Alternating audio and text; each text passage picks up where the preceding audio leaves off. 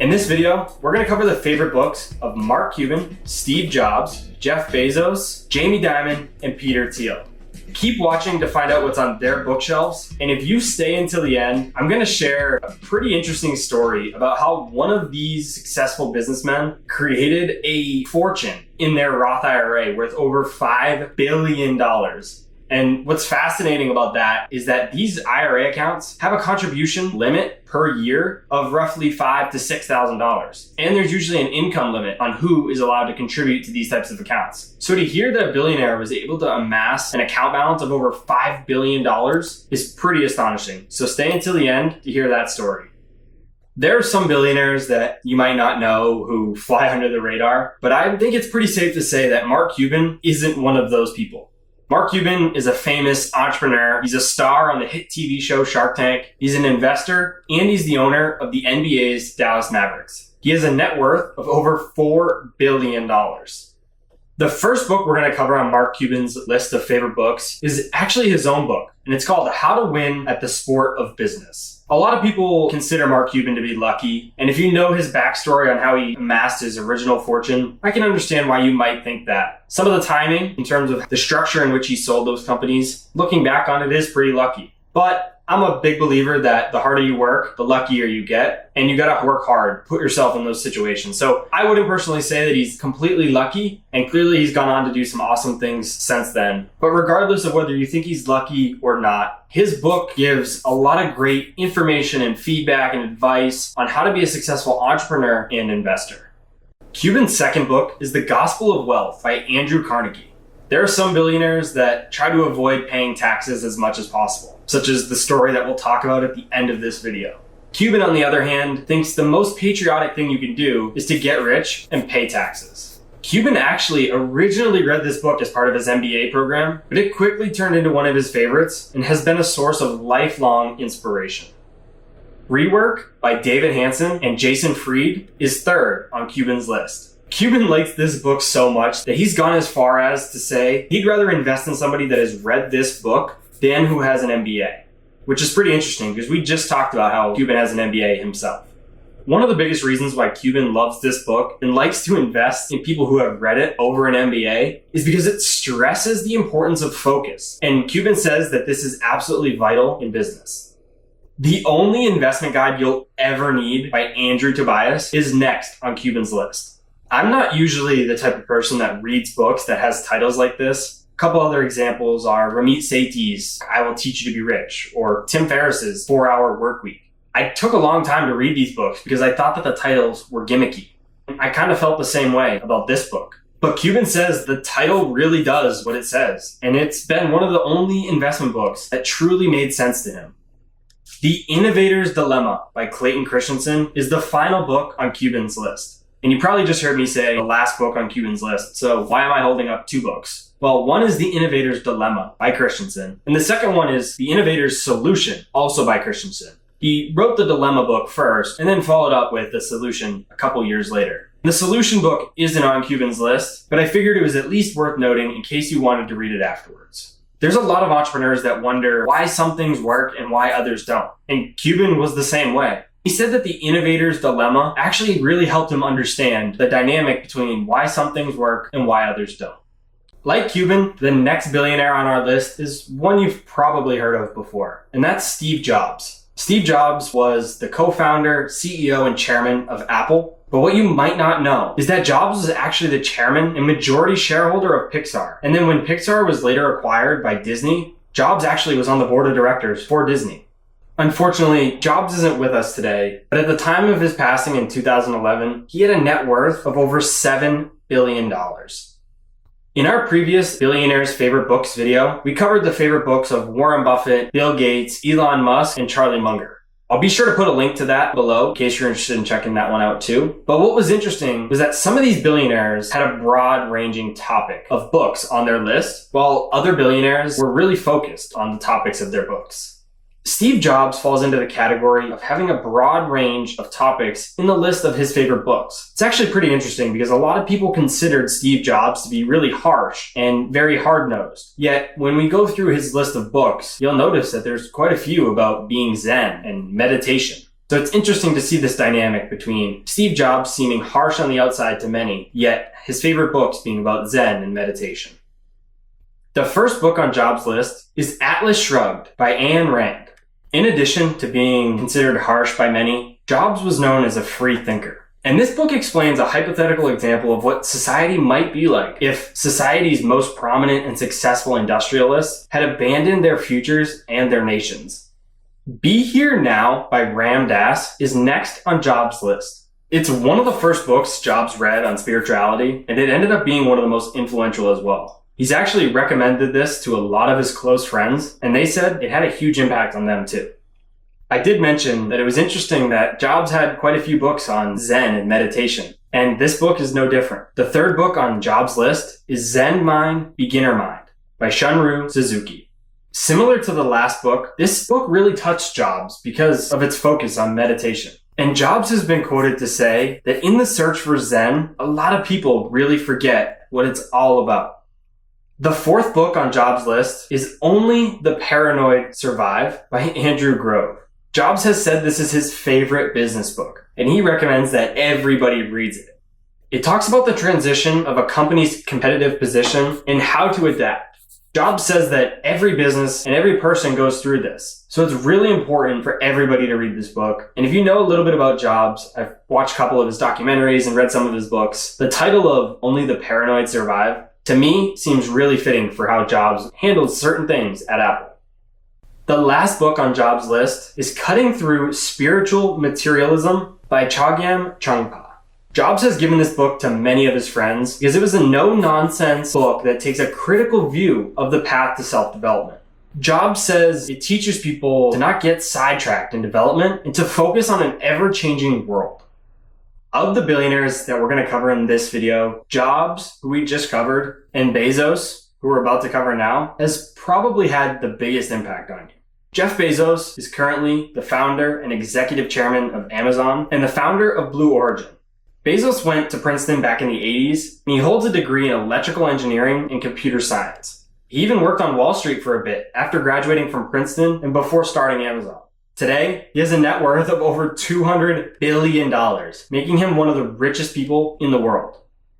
Bezos' first book is The Effective Executive by Peter Drucker. Bezos originally read this book himself to learn how to become a better executive at Amazon, and he enjoyed the book so much, he sent a copy to all of the executives at Amazon and told them they had to read it over the summer. The book discusses personal habits, time management, and how to stay productive. Built to Last by Jim Collins is next on Bezos' list. Anyone who's familiar with this book and knows a little bit about Amazon's culture, it's pretty obvious that this was a pivotal book in how Bezos crafted the culture at Amazon. Bezos' third book is The Goal, A Process of Ongoing Improvement by Eli Goldratt. This was another book that Bezos sent to his executives and had them read because they were looking to turn around a failed manufacturing plant, and he thought this book would be helpful. Bezos has said he doesn't want his executives to read just the classic business books, and this fits into the category of non-classic business books.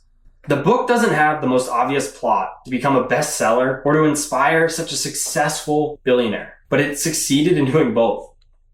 The Remains of the Day by Kazuo Ishiguro is the fourth book we'll cover on Bezos' list. Bezos has very high praise for this book. He says it's his favorite book of all time. And he even goes as far as to say he didn't know the perfect novel existed until he found this book. It taught him about life and regret.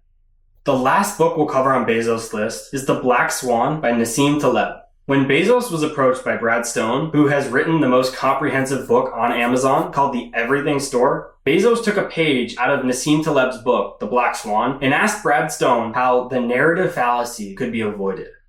I'd be pretty surprised if you're watching this video and you weren't familiar with any of the billionaires that we've talked about so far, but I wouldn't be as surprised if you hadn't heard of our next billionaire, and that's Jamie Dimon. And it's not because he hasn't been successful or done amazing things. He's just not as in the limelight as some of the other billionaires and entrepreneurs that we've talked about so far. Jamie Dimon is the chairman and CEO of JP Morgan Chase, which is one of the world's largest banks. And he was previously on the board of directors for the Federal Reserve Bank of New York. And he has a net worth of just over $2 billion.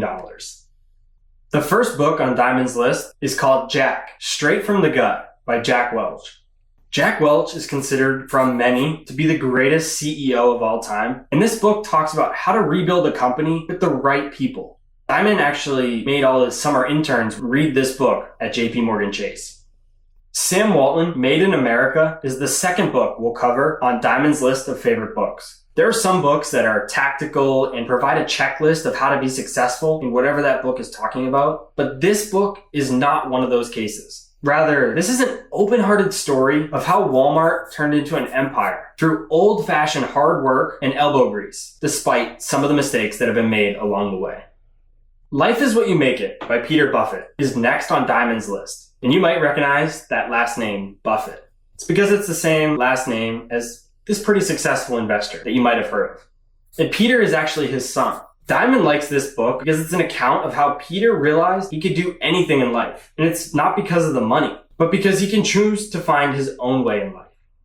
Dimon's fourth and fifth books were pretty surprising to me because they're pretty technical and in-depth on the topics that they cover for somebody who's not a full-time investor. We actually covered these two books in our last Billionaires Favorite Books video. I'll be sure to put a link to that below if you're interested in checking that one out as well. But the fourth book on Dimon's list is Security Analysis by Benjamin Graham and David Dodd. Dimon loves this book because he says it's basically a dictionary for accounting and the language of business. It's taught him the invaluable skill of really understanding financial statements, which has helped him become a much better businessman. The fifth book on Dimon's list is another from Benjamin Graham, and it's The Intelligent Investor. His previous book that we just talked about, Security Analysis, and this book, The Intelligent Investor, might have been encouraged by Buffett. They're some of Buffett's favorites, and Dimon and Buffett are pretty good friends. Dimon says this is one of his favorites because it really taught him to think for himself and really to not get carried away in a volatile stock market. And I have to say, as the CEO and chairman of one of the world's largest banks, I'm personally glad that Dimon has read both Security Analysis and The Intelligent Investor. Like Dimon, our next billionaire is somebody you probably haven't heard of if you're not super into the business, entrepreneurship, investing space, and that's Peter Thiel. And again, that's not because of his lack of success or amazing things that he's accomplished. He just isn't in the news as much until lately. Recently, Thiel was in the news for his IRA, and make sure you stay till the end because I'll go over that story and explain why Thiel's IRA was in the news. Thiel was actually mentioned in our last Billionaires Favorite Books video because Thiel co-founded PayPal with a billionaire that was covered in that video, Elon Musk. He also co-founded Palantir Technologies, the Founders Fund, and was the first outside investor in Facebook. Keep that in mind that he was the first outside investor in Facebook because that's going to be important when I share the story about Thiel's IRA at the end of this video.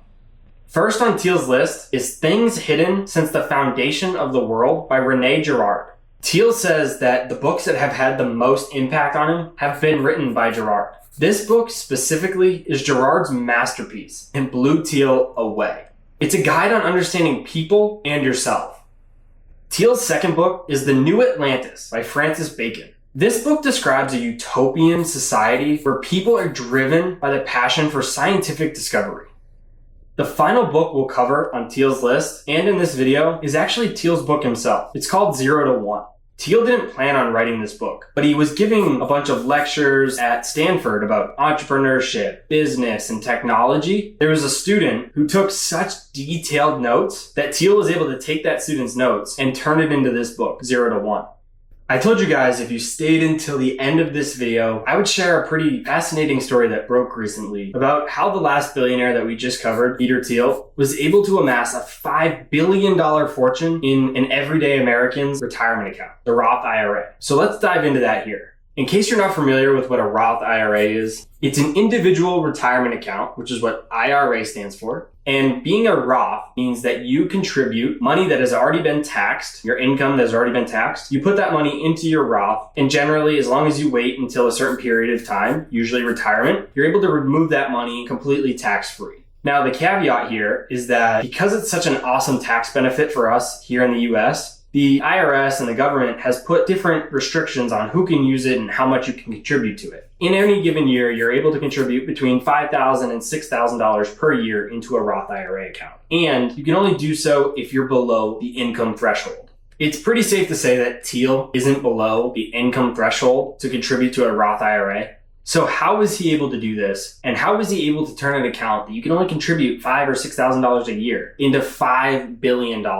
Using normal math, that just doesn't really work. So how was Thiel able to do this? Let's break it down.